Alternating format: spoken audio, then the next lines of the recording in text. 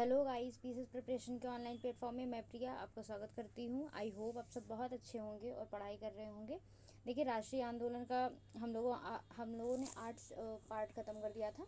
आज हम इसका 9वां पार्ट देखने वाले हैं। 9वां पार्ट देखने वाले हैं। और अगर आपको वीडियो अच्छी लगती है तो प्लीज़ आप लोग लाइक किया करो, शेयर किया करो।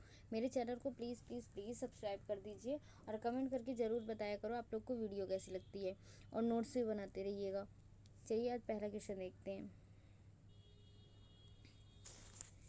कह रहा है कि निम्नलिखित में से एक सेकेंड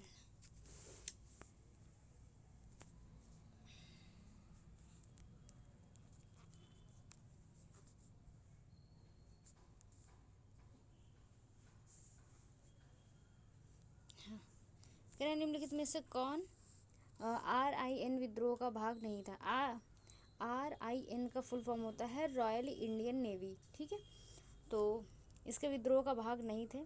पहला है कि सही उत्तर चुनना है। पहले तो ये ध्यान दीजिए, सही उत्तर पहला दिया है कि इंडियन नेशनल आर्मी, ये एकदम सही है, ये भाग नहीं है। फिर है HMIS तलवार, ये है। फिर है नेवल रेटिंग्स द्वारा भूख हड़ताल, ये भी है। फिर है लॉर्ड इरविन, ये भी नहीं है। ठीक है, तो पहला और चौथा नहीं है, तो सी आपका राइट आंसर हो जाएगा। सी आपका राइट आंसर हो जाएगा। देखिए, 18 फरवरी 1946 को ये जो RIN है, इसका विद्रोह हुआ था कहाँ पर? बम्बई में। शुरुआत बम्बई में हुई थी। और ये किसके बारे में था कि ये जो है क्या बोलते हैं, ये HMIS तलवार, इसके 1100 नाविक थे जिनके इन्होंने कुछ कारण थे जिसकी वजह से हड़ताल की। कारण क्या थे? ये अखाद्य भोजन और नस्लवादी भेदभाव, आज़ाद हिंद फौज पर मुकदमा, ये सारी कुछ चीज़ें थी जिसकी वजह से इन्होंने हड़ताल कर दी थी। ठीक है, तो इसमें ये दो शामिल हैं, मतलब ये, हाँ ये दो शामिल है। भाग कौन कौन से नहीं है? तो इंडियन नेशनल आर्मी और लॉर्ड इरविन। ठीक है, दो नहीं है, तो 1 और 4 सी आपका राइट आंसर हो जाएगा। अगला क्वेश्चन देखते हैं। क्वेश्चन कह रहा है कैबिनेट मिशन के प्रस्तावों में कौन से सम्मिलित नहीं थे। ठीक है, तो पहला ऑप्शन दिया हुआ है,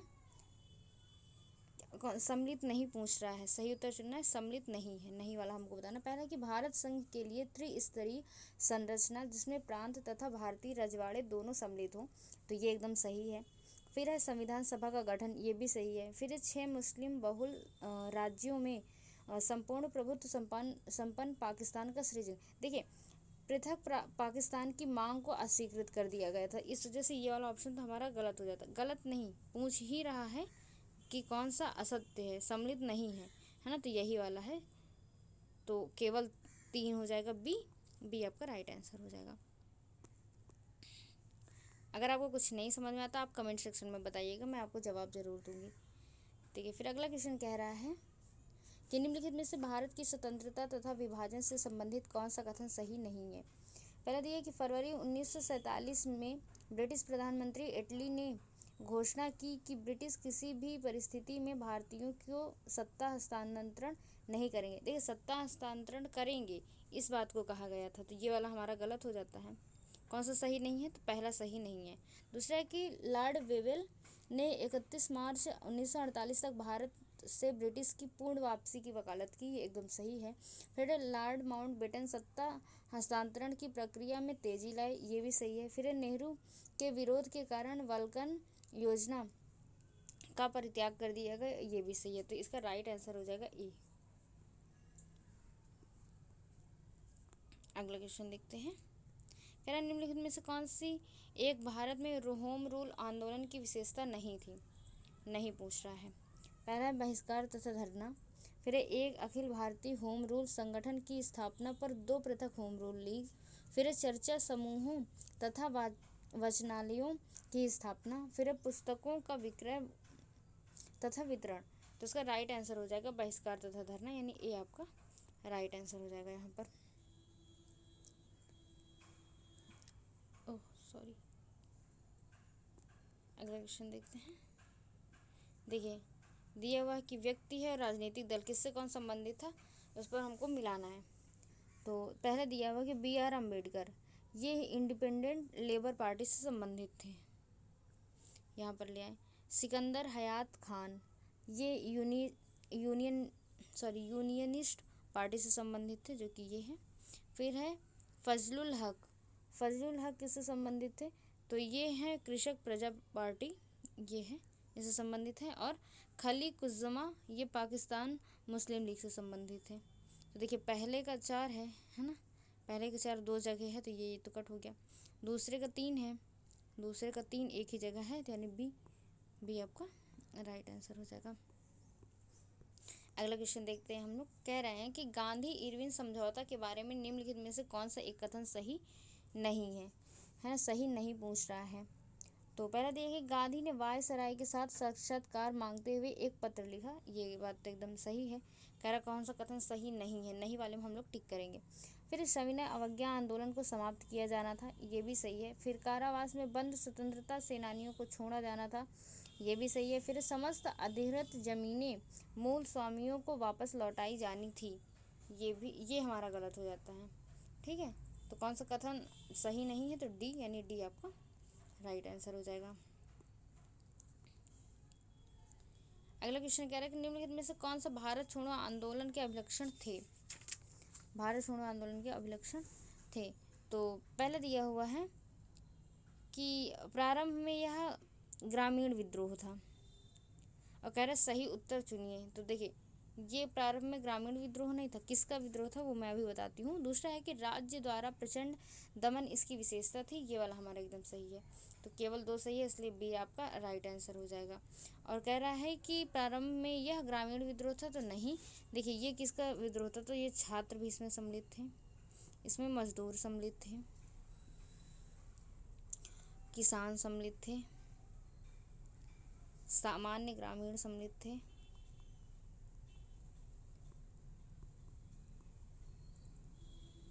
फिर उद्योगपति और पुलिस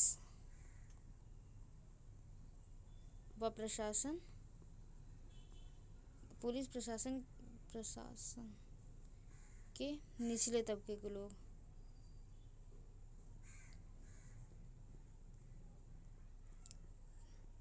इतने लोग शामिल थे इसमें। ठीक है, ध्यान रखिएगा, क्योंकि ये केवल ग्रामीणों का नहीं था, बहुत लोग थे इसमें। तो इस वजह से पहला वाला ऑप्शन हमारा गलत हो जाता है, दूसरा बस सही है, तो बी आपका राइट आंसर हो जाएगा। अगला क्वेश्चन देखते हैं। देखिए क्रिप्स मिशन के बारे में निम्नलिखित में से कौन सा कथन सही नहीं है, सही नहीं पूछ रहा है।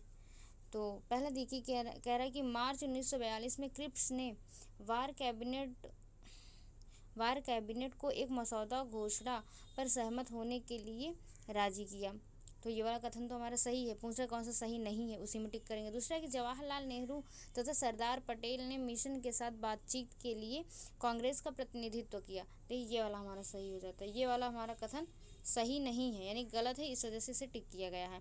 दूसरा कि युद्ध के पश्चात मिशन ने डोमिनियन दर्जा प्रस्तावित किया, ये एकदम सही बात है। फिर युद्ध के पश्चात मिशन ने संविधान निर्माण निकाय का गठन प्रस्तावित किया, ये वाला भी हमारा सही है। बी आपका कथन सही नहीं है, इसलिए बी आपका राइट आंसर हो जाएगा। अगला क्वेश्चन देख लेते हैं। कह रहा निम्नलिखित में से कौन सा गांधी इरविन समझौता का उपबंध नहीं था, गांधी इरविन समझौता का उपबंध नहीं था, ये कह रहा है क्वेश्चन में। पहले ये सविनय अवज्ञा आंदोलन के राजनीतिक कैदियों को तत्काल मुक्त करना, ये तो समझौता का उपबंध था, नहीं था, उसी में हम लोग जो गलत होगा उसको टिक करेंगे। ठीक है, फिर भारत के वित्तीय ऋण को पूरा करने के लिए मार्च 1931 के समझौता के खंड 2 में आरक्षणों तथा रक्षोपायों को परिभाषित किया गया, ये भी सही है। फिर तृतीय पक्षों को पहले से ही बेची गई जब्त जमीन की वापसी, ये भी सही है। फिर केंद्रीय विधानमंडल में शोषित वर्गों के लिए 18% सीटों का आरक्षण, तो ये वाला हमारा गलत हो जाता है, ये उपबंध नहीं था, डी नंबर, इस वजह से इसका राइट आंसर डी हो जाएगा। ठीक है, ये कह रहा है केंद्रीय विधानमंडल में शोषित वर्गों के लिए 18% सीटों का आरक्षण, ये किससे संबंधित है, तो पूना पैक्ट से संबंधित है। ठीक है, ना कि गांधी इरविन समझौते से, इस वजह से वाला हमारा गलत हो जाता है। अगला क्वेश्चन देख लेते हैं। कह रहे निम्नलिखित में से कौन सी नेहरू रिपोर्ट की अनुशंसा नहीं थी।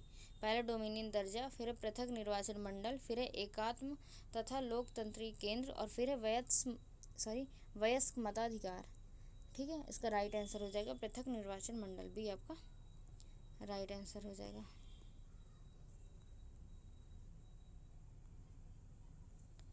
देखिए क्वेश्चन क्या कह रहा है, दिया है कि निम्नलिखित प्रश्न में दो कथन है, कथन 1 तथा कथन 2, इन दोनों कथनों का सावधानीपूर्वक परीक्षण कीजिए और नीचे दिए गए कोड का प्रयोग करके सही उत्तर चुनिए। पहला है, महात्मा गांधी ब्रिटिश सरकार द्वारा घोषित सांप्रदायिक अधिनिर्णय के खिलाफ आमरण अनशन पर चले गए। ठीक है, ये कथन सही है। फिर पूना समझौता का परिणाम एक संयुक्त निर्वाचन मंडल के रूप में सामने आया, जिसमें दलित वर्गों के लिए आरक्षित सीटों की संख्या बढ़ गई थी। ये भी सही है, दोनों सही है। तो कह रहा है पहला ऑप्शन ये है कि दोनों कथन अलग अलग सही है, और कथन 2 कथन 1 का सही स्पष्टीकरण है, ये एकदम सही है। अब ए सही है तो नीचे का क्या ही पढ़ना, ए आपका राइट आंसर हो जाएगा। ठीक है, अगला क्वेश्चन देखिए क्या कह रहा है। कह रहे कि भारत की स्वतंत्रता के बारे में निम्नलिखित कथनों में से कौन सा सही है। पहला हमारा ऑप्शन क्या कह रहा है कि 15 अगस्त 1947 को भारत की स्वतंत्रता की सूचना देते हुए शक्ति के औपचारिक हस्तांतरण की घोषणा लॉर्ड माउंटबेटन द्वारा की गई थी। ये एकदम सही बात है, सही चुनना, सही है, पहला सही है। दूसरा कह रहा 15 अगस्त 1947 को राजधानी में हुए उत्सवों में महात्मा गांधी उपस्थित नहीं थे, ये वाला भी सही है, दोनों सही है, तो सी आपका राइट आंसर हो जाएगा।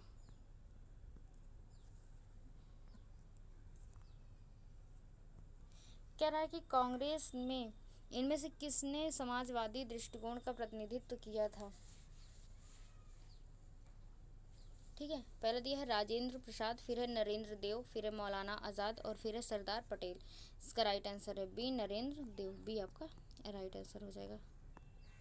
अगला क्वेश्चन क्या कह रहा है, कह रहा है कि इनमें से किसने अपनी रचनाओं की विभाजन के बारे में नहीं लिखा। पहला है सादत हसन मंटो, ये एक पाकिस्तानी लेखक थे।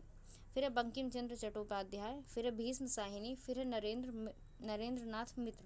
देखिए सादत हसन मंटो, भीष्म साहिनी और नरेंद्र नाथ मित्र, इन तीनों ने अपने किताब में लिखा है विभाजन के बारे में। बंकिम चंद्र चटर्जी ने नहीं लिखा था, और इनका निधन हो गया था 1894 ईस्वी में, 1894 ईस्वी में इनका निधन हो गया था। किसका, बंकिम चंद्र चट्टोपाध्याय का। और ये किसके रचयिता है, वंदे मातरम के रचयिता हैं ये, वंदे मातरम। ठीक है, तो इनका निधन हो गया था 1894, ये नहीं लिख पाए थे विभाजन, बाकी इन तीनों ने लिखा हुआ था, तो इस वजह से बी आपका राइट आंसर हो जाएगा। अगला क्वेश्चन देखते हैं। कह रहे कि निम्नलिखित में से कौन हिंदुस्तान सोशलिस्ट रिपब्लिक एसोसिएशन से संबद्ध थे। तो दिया हुआ है सुभाष चंद्र बोस, महात्मा गांधी, भगत सिंह और लक्ष्मी सहगल। तो इसका राइट आंसर हो जाएगा भगत सिंह। देखिए सी आपका राइट आंसर हो जाएगा। लिखा है कि हिंदुस्तान सोशलिस्ट रिपब्लिकन एसोसिएशन, इसकी स्थापना की है चंद्रशेखर आज़ाद जी ने, चंद्रशेखर आज़ाद इन्होंने की थी, ये 1928 ईस्वी में। ठीक है, और कहाँ पर की थी, तो दिल्ली के फिरोज शाह कोटला में किया हुआ था। कहाँ पर, दिल्ली में का फिरोज शाह कोटला, ये भी याद रखिएगा, इंपॉर्टेंट पॉइंट है। अगला क्वेश्चन आप देखते हैं। अच्छा देखिए इसमें ना कुछ इंपॉर्टेंट लोग और हैं, जैसे दिया हुआ है कि सबसे इम्पोर्टेंट इसमें कह रहा है कि कौन संबंधित है, तो भगत सिंह, पर और लोग थे कि जैसे विजय कुमार सिन्हा, शिव वर्मा, जयदेव कपूर, भगवती चरण बोहरा और सुखदेव आदि लोग भी इम्पॉर्टेंट थे। इसमें जो सबसे मेन नाम आता है वो भगत सिंह का आता है, इसलिए वही ऑप्शन में दिया गया था। फिर दिया है कि आज़ाद हिंद फौज, इंडियन नेशनल आर्मी का गठन किनके विरुद्ध लड़ने के लिए किया गया था। पहला जर्मनी तथा जापान, फिर है भारत में ब्रिटिश, फिर है जापान और फिर है रूस। इसका राइट आंसर हो जाएगा बी, भारत में ब्रिटिश। ठीक है, और ये आज़ाद हिंद फौज है, ये एक मतलब संस्था है। इसका गठन कब हुआ था, तो 1 सितंबर 1942 में। किसने किया था, मोहन सिंह ने, मोहन सिंह। ठीक है, तो बी आपका राइट आंसर हो जाएगा। अगला क्वेश्चन देखिए। कह रहा है असहयोग आंदोलन वापस ले लिया गया था। कब लिया गया था? प्रथम विश्व युद्ध के बाद, चौरी चौरा घटना के बाद, बारदोली सत्याग्रह के बाद, गांधी इरविन समझौता के बाद। तो राइट आंसर है बी, चौरी चौरा घटना के बाद। ठीक है,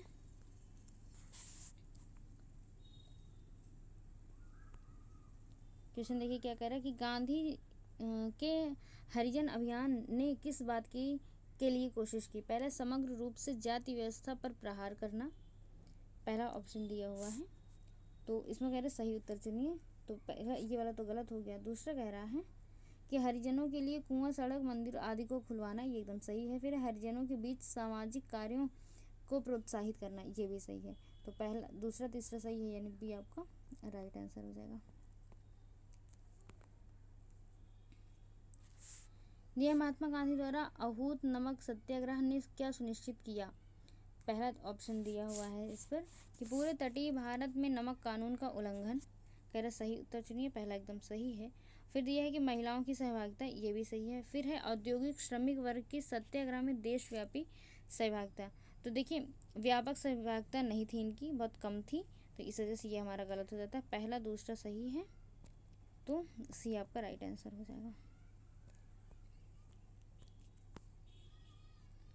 फिर दिया हुआ है कि निम्नलिखित में से कौन से लक्षण भारत छोड़ो आंदोलन में दृष्टिगोचर हुए? पहला ऑप्शन दिया हुआ है कि कुछ औद्योगिक क्षेत्रों में बड़े पैमाने पर आंदोलन, पहला हमारा सही हो जाता है। दूसरा कि कुछ भारतीय रियासतों में बड़े पैमाने पर जन सहभागिता। देखिए देसी रियासतों के आंदोलन में सहभागिता सामान्य थी, ना कि बड़े पैमाने में थी, तो इस वजह से ये हमारा गलत हो जाता है। फिर दिया है किसान सभा की गतिविधियों में वृद्धि, ये भी सही है। पहला और तीसरा सही है, तो ऑप्शन नंबर सी आपका राइट आंसर हो जाएगा। ठीक है, तो चलिए आज की क्लास यहीं पर ख़त्म करते हैं। थैंक यू सो मच, पढ़ते रहिए, मस्त रहिए, जय हिंद।